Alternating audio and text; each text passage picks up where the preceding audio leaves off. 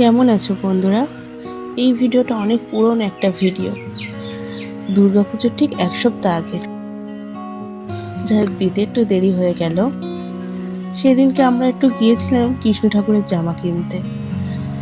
যেহেতু হাতে একটু সময় ছিল, তাই ভাবলাম তিনজনে মিলে একসাথে একটু সময় কাটানো যাক, তাই এই জায়গাটাই চয়েস করলাম।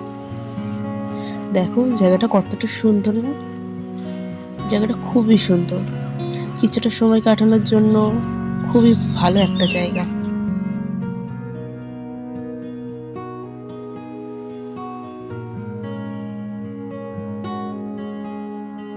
আমার এই জায়গাটা খুবই ভালো লাগে। এই যে আমার সোনামা বসে আছে, ও তো বাইরের খাবার কিছুই খায় না।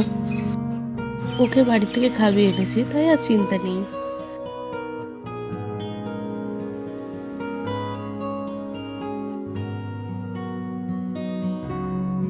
দেখো ও বসে কতটা আনন্দ করছে, আর লাইটগুলো দেখে ও খুবই আনন্দ করছিল। দেখো এটা ওটা হাত দিয়ে শুধু টানাটানি করছে। ওকে বারণ করলেও তো বুঝতে পারে না, আর শোনেও না। কে কার বারণ শোনে? দেখো এখানে আমরা মোমো অর্ডার দিয়েছিলাম।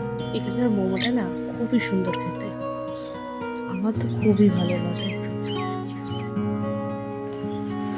এখানকার স্যুপটা খেতেও খুবই সুন্দর, কিন্তু সেই দিনকে স্যুপটা ছিল না। শুনে খুবই মনটা খারাপ হয়ে গেছিল।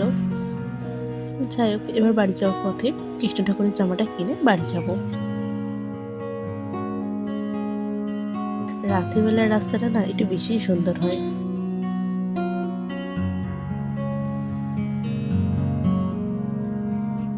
তখন দুর্গাপুজোর শুরুতে তো সবে সবে প্যান্ডেলটা হচ্ছে।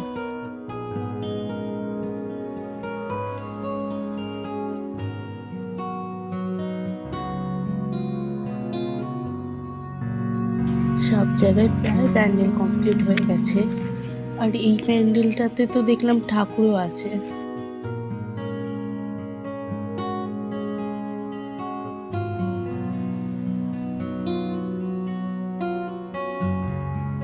প্যান্ডেলটা বেশ সুন্দর হয়েছে না বলো? ছোটখাটোর মধ্যে বেশ ভালোই লাগছে প্যান্ডেলটা।